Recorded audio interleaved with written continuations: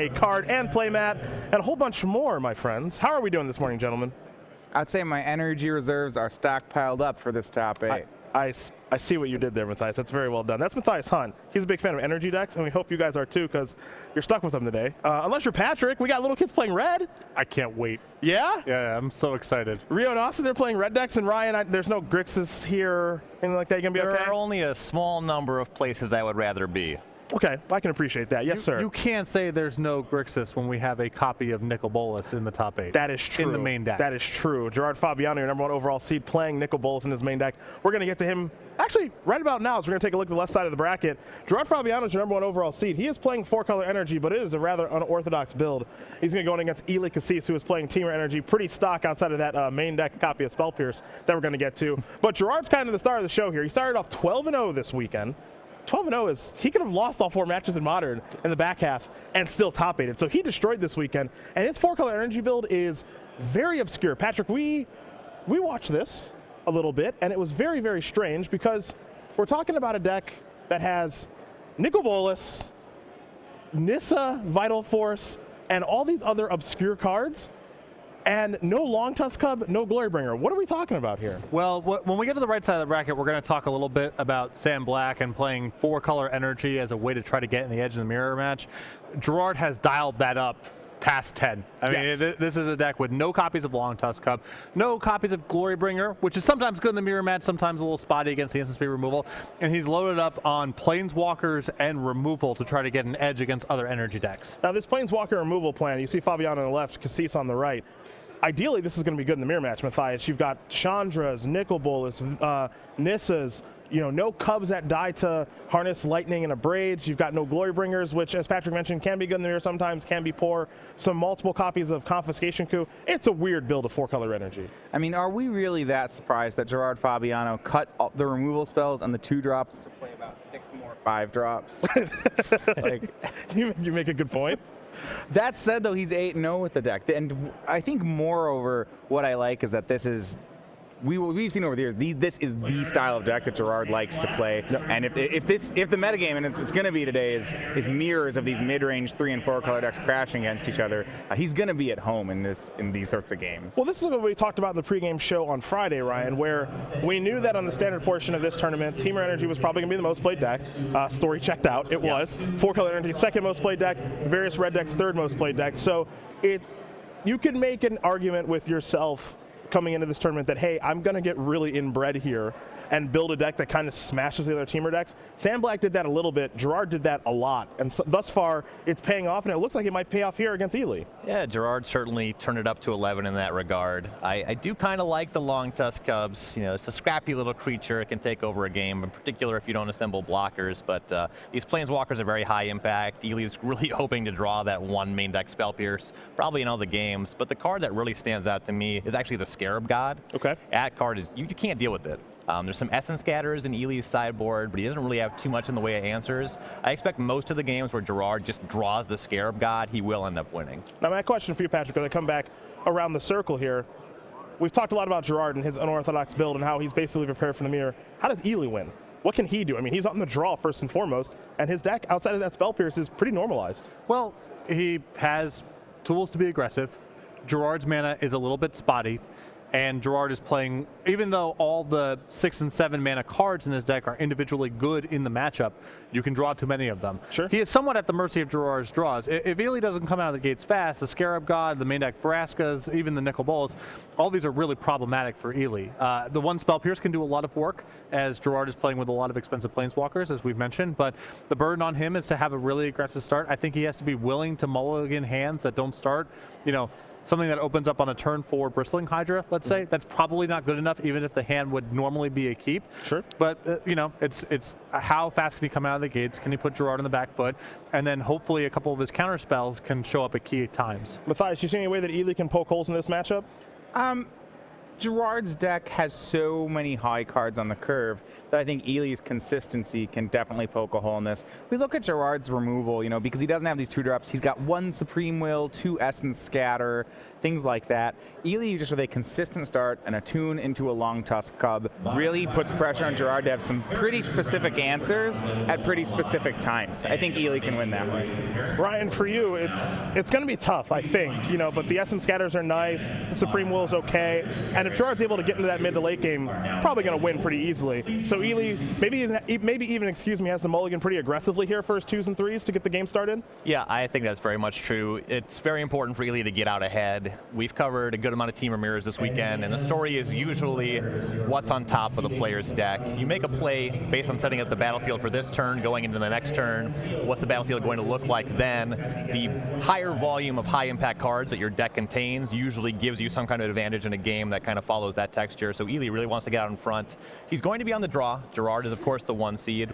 That does make you more capable of mulliganing a little more aggressively. You get that scry before you have to come online. He's really going to want a Servant or a Cub on turn 2 and hope to follow up from there. Yeah, I think he's got to be quick out of the gate to be able to try to steal this one, especially because he is on the draw. Essence Scatter, obviously a card, and along with Supreme Will, much better on the play than the draw, so that also gives Gerard a slight advantage in this matchup. And as we go to our pick'ems here, this isn't going to surprise too many people at home, I think. I'm going with Gerard. I just think that the way that his deck is built, obviously it's obscure and it's different, but he came here, it appears, with one goal in mind, and thus far it's working. He's 8-0 in Standard. He wants to beat up on the mirrors. I don't know how great his matchup is against Red, but he's not against Red right now. He will be in the next round, as we'll get to that in just a moment. But give me Gerard in this matchup. Patrick, to you. I'm taking Gerard as well. I think were Ely on the play, maybe it would be a little bit different, but I think with Gerard having that advantage, on top of the fact that I think his deck is very well suited for this kind of matchup, gives Gerard a pretty substantial edge. Matthias, over to you. Yeah, this is the kind of archetype that Gerard just really knows about. And he's built his deck in a way where, yeah, we haven't seen exactly how it plays out on camera, but you look at the results, he's 8-0. This is what he wants to be doing. I'm going to pick Gerard too. Ryan, I'm coming to you. Is it a clean sweep? No. No. I like an underdog, I'm going to pick Ely here. He's a player that consistently surprises me, and there's also just the case, when you have a deck that's clearly the best deck, and I think we can all agree that Team Energy is going to be that deck for Standard, there's a reason that the stock list is the stock list. You can make your innovations to try to win the mirror, but at the end of the day, there's a reason that the leaner, more efficient shell is the deck that people go to. Gerard's going to have some hands that just don't function because his mana curve is too high, and I think that Ely is really going to be able to take advantage of those draws. Nick Miller, I think, is on the side of Gerard. He is, so it's 4-1, an underdog's tale over here for Ryan Overturf. We'll see if he can get that right, as he's not going to allow the broom to be out here. Now we go from 2 veterans in Gerard Fabiano and Ely Casillas to the 2 youngest people to ever make an invitational top 8 here. And Rio Trevathan playing Treasure Red and Austin Collins playing Ramunap Red. Rio, 13. Austin, 15. I love it. I love it. Little kids playing Red. Yes! Look, that picture tells the whole story. That is amazing. They're so young. They're in the invitational top 8. And heck, one of these 2 players could win it because, look, Red is going to come through. It's either going to play against Gerard or Ely. Now, on one side, you've got Treasure Red, a deck that Ben Stark put on the map at Grand Prix Atlanta. And then Ramunap Red, of course, we all know this deck is basically, at this point, a stock, arguably the 2nd best deck in the format behind Teamer Energy. Patrick, I'm going to come to you since you are the Red guy. You are the Red guy. Look at that graphic. Hell yeah. I'm looking forward to that. Little match. kids with beanies slinging mountains. I love it. So I think this is really going to come down to Austin Collins and his 4 mana copies of Hazoret. Sure. I think in the absence of that card, if you just remove those copies from his deck, he is way behind in this matchup. Rio has so much more removal, so much more card advantage, 4 main deck copies of Glorybringer. He's really well situated, but he doesn't answer that card cleanly. Sure. So I think the pre-board games are just going to come down to, does Austin Collins find Hazoret on curve? If so, I think he has a good edge, and if not, I think he's way behind. I'm going to go over to you, Matthias. This Treasure Red deck, it's an obscure one on paper. Ben Stark getting 2nd place in the Grand Prix. He had 1 Hazoret in his deck at the Grand Prix. He said he would cut it. When you think of Red decks in the Standard format, you think of Hazoret being the best card and the main reason to play Red. I believe there are no copies in Rio's deck. What's going on here? Right, so you start with that Grand Prix Atlanta deck list from Ben Stark, and that's definitely what Rio's looking at here. He has cut the Hazard from the main. He still has 2 left in the sideboard. But the part that I'm actually kind of concerned about is that he's gone in another direction with it, which the Sand Stranglers that Ben Stark had used in that Grand Prix run, he's cut those from the deck as well, and he's replaced them with cards like these Rampaging Ferocidons and additional copies of Treasure Map, additional Chandra. And I'm just not sure how much that plays in a red mirror here. A Sand Strangler, that's really the card I'd actually be wanting against this low-end deck. So, yeah, it's an interesting archetype. I don't know if I like it as much right now. Ryan, I'm coming to you. We're talking Treasure Red, we're talking Ramming Up Red. One very stock, the other anything but. One, I just keep thinking to myself, one has Hazoret, one doesn't. So I'm kind of with Patrick here, where if Austin's able to draw his Hazorets, it's gonna be hard for Rio to win. Well, Hazoret is certainly the best card in Austin's deck, but it's also the case that one deck has Glorybringer and one deck doesn't. True. Rio's brought 4 of those to the table. The thing about that is that it costs 5. You're playing a very fast deck on the other side of the table. Sometimes you just die with Glorybringer or multiple Glorybringers in your hand. If you're able to cast them in this mirror, though, that's a shade better than the Desert Strangler. Sand Strangler. Sand Strangler, yeah. Let's just Flame Tongue Kava that actually he just hits you right away. If you can assemble multiple Glorybringers, you just get out ahead. Sometimes the ground creatures look gummed up. All the ground creatures just get hit by some 2 or 3 damage removal spell. The Glorybringers are certainly very impactful if we get to the stage where you can cast them. So I think that's something to watch there. But again, yeah, Austin coming out fast with Hazoret, that's going to be near impossible to beat. So Patrick, in Magic's past, you have seen in red mirrors, generally the person who goes bigger in a red mirror wins. Not always the case, but a lot of the time, I think of cards like Wrathy Dragon, Fledgling Dragon, Glorybringer in this case is your big dragon. You're always trying to go over the top. That's basically Rio's plan here, right? It's just I'm trying to go over the top. Yeah, I can't kill Hazoret. Maybe I can block it long enough or my life total's high enough and I can fly over Glorybringers, draw some cards with Treasure Maps, and be able to win that way. I think that's kind of the plan here. Well, typically it's a function of how good the burn spells are. Okay. When the burn spells are really powerful, let's say in Modern, you can't go big because the game ends so quickly and in such a non-interactive fashion that deciding into some 4-mana 5/5 flyer, like who cares? So you're just getting Lava Spiked out of the game. In Standard right now, the power level is contained mostly in the creatures, and those are the kind of matchups typically, historically, where it's been good to go big. Rio is the much bigger deck game 1, which is why, absent of Hazoret, I like his matchup a lot. 4-mana copies of Glorybringer on top of 3 Treasure Maps, which can leverage a lot of card advantage, his 3 Chandras, more spot removal. The skeleton of this is theoretically set up for a red mirror. It's just that Hazoret is this big question mark. Can he answer it? Can he leverage his extra cards? Because there's going to be times where he draws a bunch of extra cards.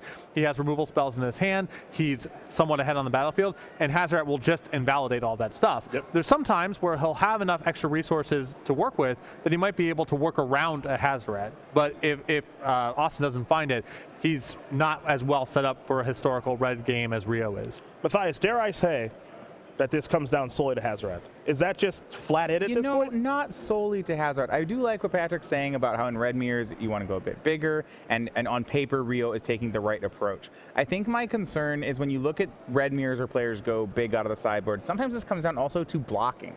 The things that where one of the ways to beat a deck full of 1-drops is to play just some 2-drops that profitably block 1-drops. And just the creature suite in mono red doesn't always line up that way right now. You're looking at cards like On-Crop Crasher, or even Earthshaker Kenra, because on its first attack, yeah, it's the smallest creature in 2-1, but it gets the no block clause.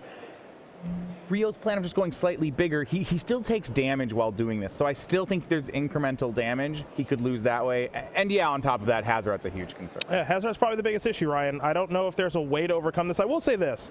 Rio, I want to make sure I get this right. Rio's on the play.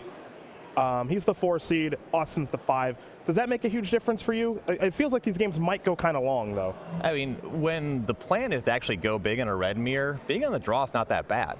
You take 1 hit, maybe 2 extra hits, but you have more time to draw your shocks, your lightning strikes, manage the board. It's certainly a problem in the face of Hazoret. You have to get online ahead of that. One thing that I do like about Austin's position, if you just look at hands, you say, this deck's good with lands and spells. that's more true of Austin's decks than Rio's deck. Sure. If I present you a hand that's like Mountain, Dunes of the Dead, and some mix of Treasure Map and Glorybringer, that's a pretty non-functional hand, particularly in this matchup. You're going to get run over before you ever come online in any kind of meaningful way. So that's another spot where I do like Austin's deck a good degree more. Well, we take a look at our pick'ems here. I'm going to go with Austin's deck, and it's pretty simple for me. I've cast Hazoret before. It makes winning games pretty easy, and he has 4 of them. So if he draws them a bunch, I think it's going to be difficult for Rio to win. So give me Austin Collins. I like Rio here. I know that Hazoret's a huge concern. I think without that card showing up, Rio's got a big edge. He has, it's funny, it's emblematic of the matchup.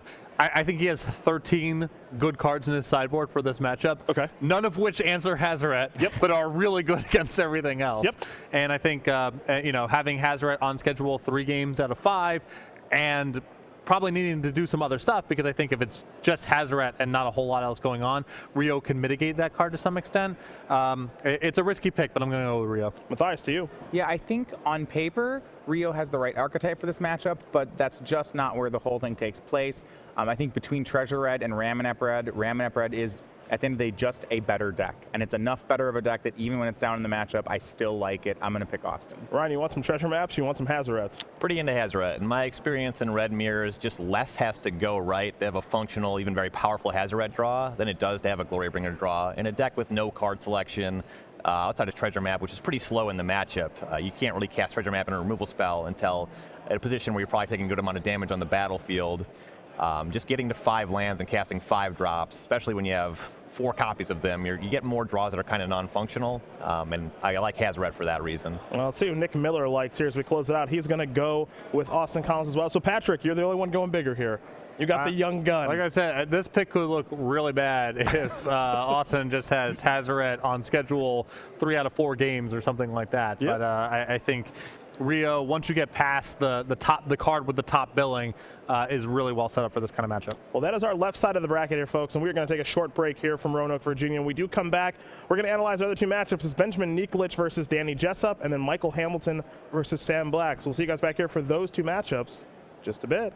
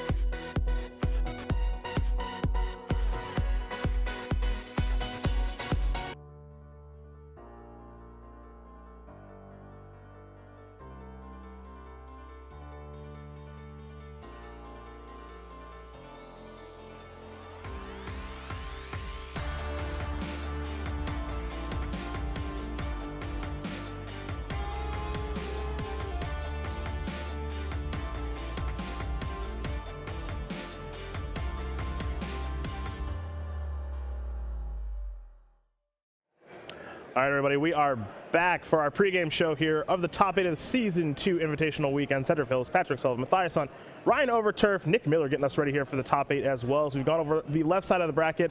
Now we're going to get our eyes on the right side, where you're going to see some names you are familiar with here on the SCG Tour.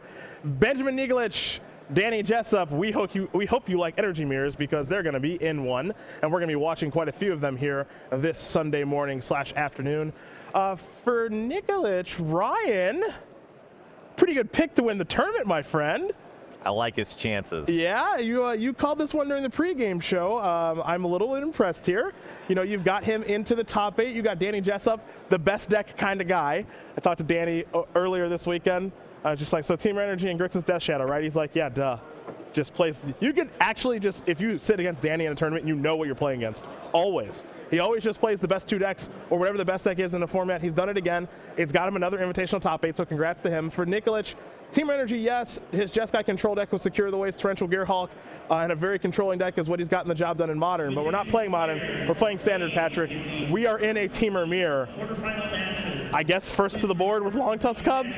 Well, so in terms of trying to select a deck that's favored here, 75 cards to 75 cards, kind of shrugged my shoulders at it. The Teamer Mirror matches are very much, you know, there's a bunch of 3, 4, 5 mana plays, responses to those plays, and if your answers line up the wrong way, you die. Sure. That's how these games typically go. Nigelich probably a small edge, I think, in deck construction and being on the play, but the games are very complicated. So both these players are going to have a lot of opportunity to leverage their play skill. Matthias, I'm coming over to you. I don't know if you've played a lot of Team Energy Mirrors. I've played a few for Grand Prix Atlanta and playing online. It is kind of swingy and back and forth.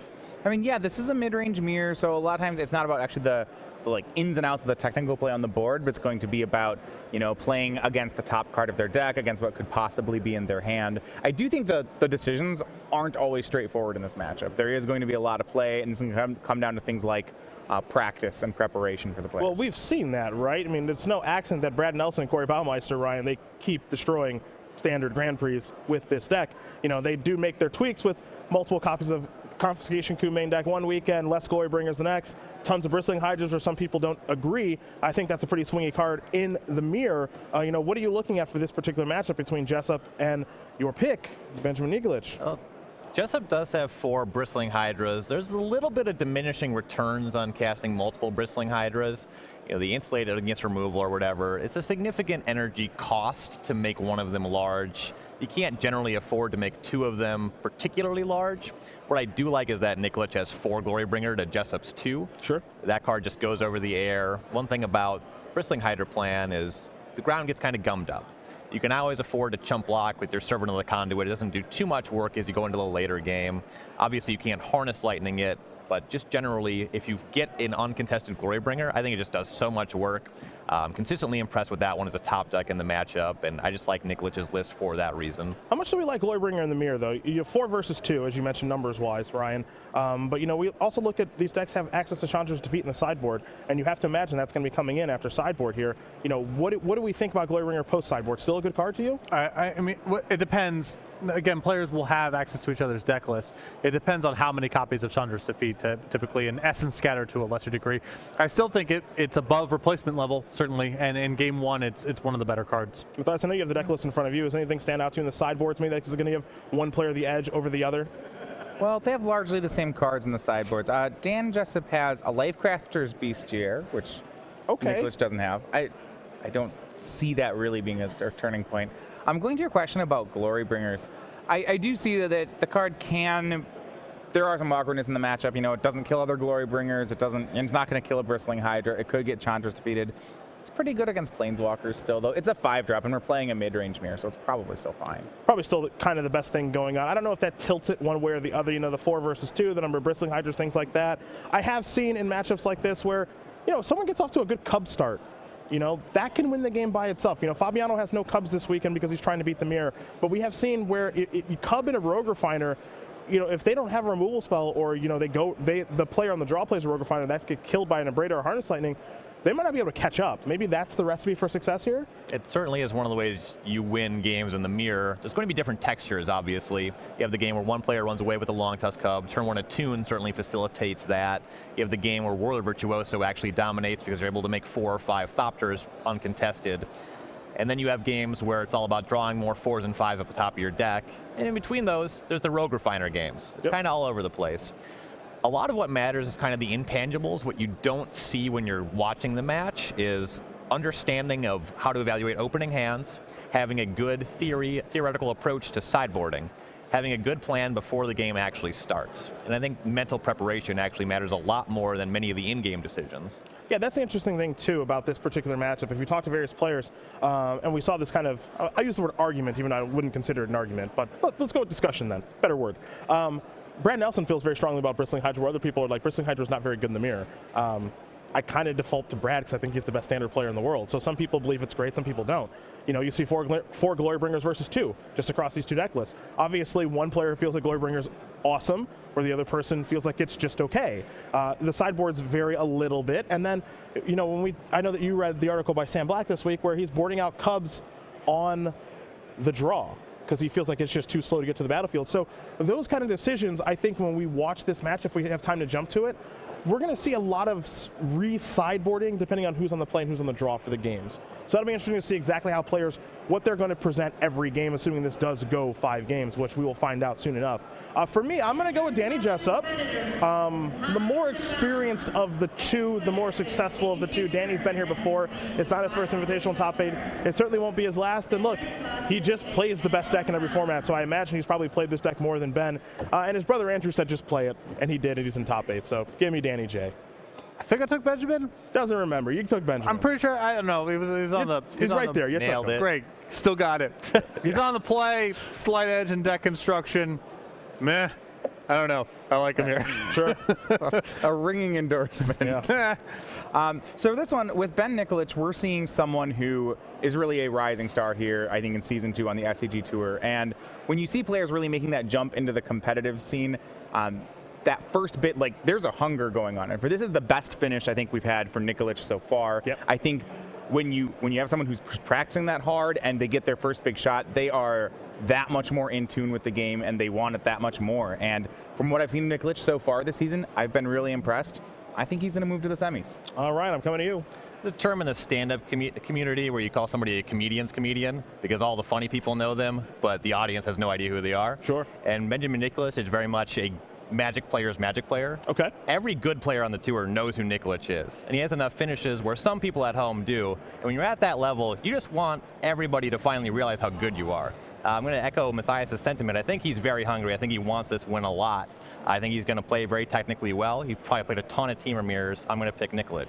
Okay, Nick Miller. Is Nick Miller with me on Danny J? I'm going solo. Well, there you go. We've had some interesting picks so far. We've had some 4-1s. I think, unfortunately, I'm not going out on a limb at all. I'm part of the 4 every time. Unfortunately for Michael Hamilton, I don't think he's going to like where this goes for him, because this is our last match. So we take a look at the bracket one more time. Michael Hamilton, he's an open winner. He got the job done with his weird, crazy control deck. Dovin Bond, 2 of them. Yeah, Dovin Bond in his control deck. I think he had a Nicol Bolas too. Oh, yeah. Memory serves. Yeah, way back during the release of Hour of Devastation. He got the title there. Matthias and Ryan covered that open. Sam Black, well, his resume kind of speaks for itself. Multiple-time Pro Tour top 8 competitor, probably on his way to the Magic Hall of Fame, and one heck of a deck builder. He came here 4-color energy. Same deck he played at Pro Tour Ixalan, he said. Didn't change very much of anything against Teamer energy. Look, we kind of know how this goes at this point, or at least we think we do. If you played 4-color, it was with the goal of beating Teamer. You have access to Vraska, you have access to the Scarab God. If those cards come down on the board uncontested, the chances of you winning the game are very high. We saw Sam do that earlier this weekend, Patrick. That's his goal again. There's not really much else to say, right? Now, Sam did not have a great performance in Standard in this tournament. That is worth mentioning. I believe he ran the table in Modern and had a 4-4 finish in Standard, if memory serves. So not really a dominating performance from Sam, especially given how prevalent Teamer and 4-color energy was and how prepared Sam is for the mirror match. You would expect a better performance. But I think the top 8 should be very solid for him, just looking at the right-hand side of the bracket. And I think a mixture of Sam 75 plus just his expertise and experience in this kind of matchup, I think he's a solid pick here. It's tough just to pick matchup-wise. It's tough for me to pick Teamer energy over 4-color energy. The reason you're playing 4-color is to beat Teamer, right, Matthias? That's the whole point of this selection. Yeah, I mean, that's definitely the point. Now, these decks are pretty similar, so even then, you know, you're picking an extra 5% in the matchup. But when you have a situation where Sam Black's going to get the extra 5%, and he's the player he is going into the match, that's just going to compound. Yeah, I mean, of the two, no disrespect to Michael Hamilton, Sam has the deeper resume, Ryan. We know that he's probably the better player technically. It doesn't mean Michael can't win, but Michael does have some things going in his favor. As an example, he's the number 2 overall seed. Being on the play in this matchup does matter. Yeah, it's certainly something you can leverage, in particular when you play those long Tusk Cub games, those Rogue Refiner games. Getting out ahead, it can convert to some percentage points. A lot of people say, in particular, when you have more similar lists, being on the play is just generally going to be an advantage with cards this powerful. Sam's list is a little bit different, so that's going to give Sam some edge. But yeah, play certainly goes to Hamilton anyway. Patrick, when you take a look at this 4-color list as opposed to Gerard's 4-color list, Gerard's is kind of off the reservation with all these Planeswalkers, no Cubs, no Glorybringers. Sam's is much more normalized. Is there one that you like more than the other? Because there's a real chance that these players, Gerard and Sam, actually play against each other in the finals. Well, I think the test is going to be, can Gerard get out of assuming that Gerard wins his quarterfinal matchup, can he get out of the red deck? Sure. I think Sam here is at least acknowledging game 1 that there are other decks in the format, and true. Gerard kind of isn't. Yep. I think that if you ended up with Gerard and Sam in the finals, I think Gerard would be a pretty substantial favorite. But the test is going to be, does Gerard get out of his quarterfinal matchup where he's playing against kind of a regular build that's a little bit on the faster side, a little bit leaner, and then the real test, assuming he gets past the quarterfinal, is going to be, can he beat a red deck in a 5-game set? Matthias, with those 4-color builds with the Vraskas and the well, for Gerard, he's got the Nicol Bolas and the Scarab God, of course. You're making a real statement that you're trying to beat a very specific deck. Gerard much more so than Sam, but either one of those decks, do you like either one more than the other? Well, I mean, I think I like Sam Black's deck in general more because it really is just Teamer with a few extra big cards. And you see, you still have the full set of long Tusk Cubs. You look at black cards in the main, and Sam has 4. 2 Scarab Gods, 2 Vraskas, otherwise he is a Teamer deck. I mean, Gerard's deck, on the other hand, that is going to be a mid-range deck. So I think in a general tournament, I like Sam's deck. I mean, in a top 8 of 6 energy decks, I think Gerard might have found something. Now, Ryan, I would come to you, and I would ask you, how could Michael Hamilton win? But we have a broom here. I'm pretty sure we have a broom in favor of Sam. I picked Sam. Yeah, I picked Sam. Patrick, you picked Sam, right? Matthias, you picked Sam. There's the broom. I just don't know how Michael wins, honestly. I mean, he is on the play, so he could steal some games, but I don't really see it. Well, I mean, he certainly can win. This is a mirror match that, Michael is on the play. His deck has some powerful curve outs. The bar's not, it's not impossible for him to win, but he's just an underdog going into it. Yeah, and I think that Sam probably knows this matchup well enough that even though Michael Hamilton is on the play, he can get in the Tune, plus Cub, plus Rogue Refiner, Whirl of Virtuoso start. It just still seems very, very difficult. So all 5 of us, that's Dick Miller included, do go with Sam Black. But now it is time for us to choose our overall winners. Hey, Sam Black, I'm sticking with you. I think Sam gets by Michael, and then he's going to run himself into another Teamer Energy mirror, either Ben or Danny. And if I'm going to pick him to beat Michael, I'm going to pick him to beat Ben or Danny. And then I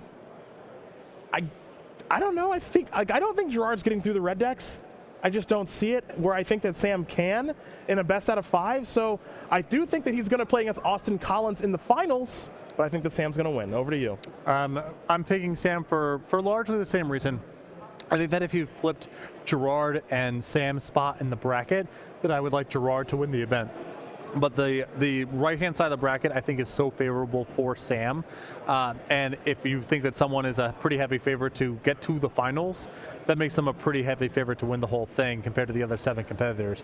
Combine that with Sam's resume as a competitive Magic player, I think he's critical of his technical play, but still I think the tightest technical player of the 8 in the top 8, and I'm going to go with Sam. Matthias, I'm coming to you. Yeah, so I know, Sam Black is probably the strongest technical player. I'm going to agree with Patrick here. His deck does have an advantage. It's not the overwhelming advantage I would have thought. And at the same time, I don't want to ignore the fact that he's 4-4 in standard here.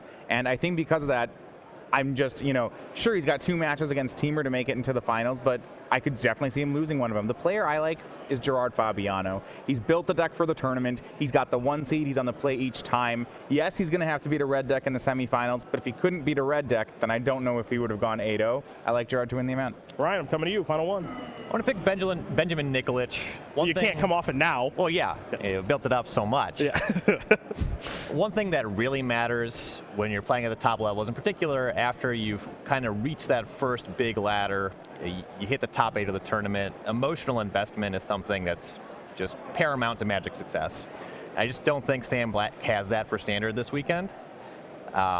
He went 4-4. When you talked about him during the tournament, you'd say, Sam, how your rounds going? He'd say, I can't wait to play Modern again. When I talked to him about his odds in the top 8, he said it's a bunch of teamer mirrors. Didn't offer any insights beyond that. Sure. And I echo that sentiment again. I think that Nikolic is very hungry. I think he's very invested, and I think that matters a lot. Well, Nick Miller, who's your pick? Your pick is Sam. So 3 for Sam, 1 for Gerard, and 1 for Benjamin Nikolic. And it would be fun if Ryan got it correct from beginning to end.